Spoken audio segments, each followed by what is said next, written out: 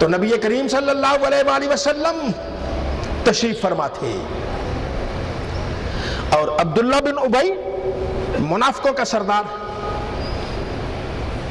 جو منافقین کا سردار ہے، اس نے کوئی نامناسب بات کہہ دی۔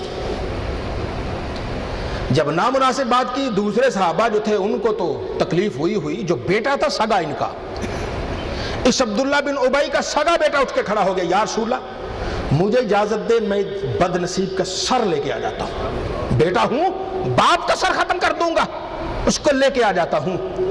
اللہ کے نبی نے کہا نہیں، تیرے لیے حکم یہ ہے تو اس سے اچھا سلوک ہی کرے، تیرے لیے حکم یہ ہے کہ اس سے تو اچھا سلوک کر، اس سے صحبت اچھی کر، میں تجھے یہ حکم نہیں دے سکتا۔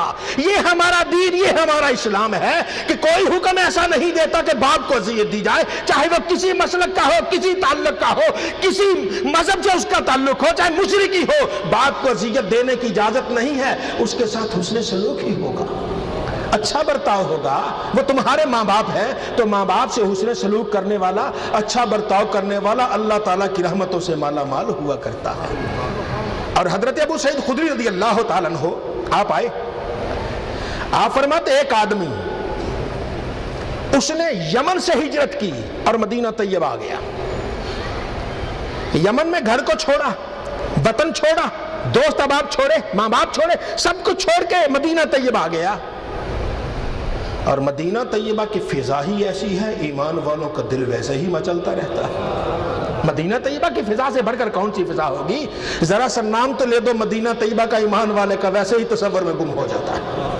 مدینہ طیبہ کا نام، وہ مدینہ طیبہ ہجرت کر کے آ گیا، عرض کی یا رسول اللہ میں نے ہجرت کی ہے،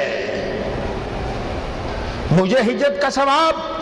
فرمایا ہاں، تو نے شرک کو ترک کر دی، اللہ نے تجھے ہجرت کا ثواب عطا کر دیا ہے۔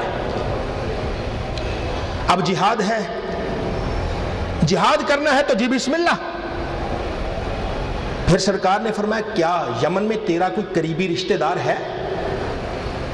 جہاں سے تو آئے ہو کیا یمن میں کوئی قریبی رشتہ دار ہے؟ یا رسول اللہ میرے دونوں ماں باپ ہیں، ماں باپ زندہ ہیں، کیا ان دونوں نے تجھے اجازت دی؟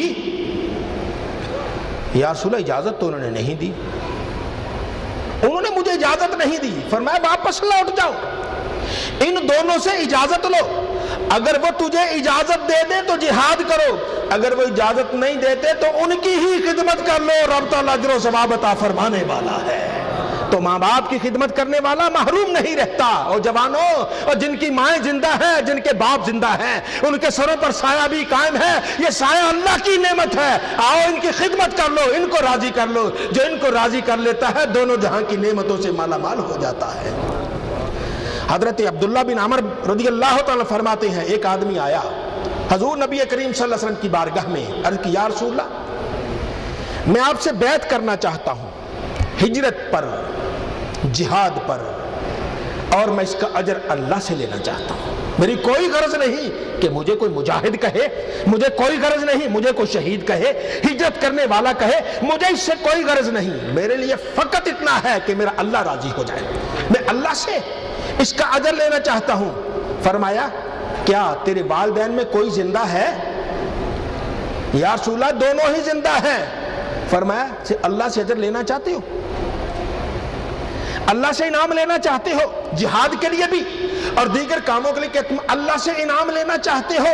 ہاں یا رسول اللہ۔ فرمایا واپس چلے جاؤ، ان کی خدمت کرو، اللہ تمہیں انعام عطا فرمائے گا، رب راضی ہو جائے گا۔ ایمان والے والدین کو راضی کر لینا، اللہ رب العزت کی رحمتوں سے مالا مال ہو جاتا ہے۔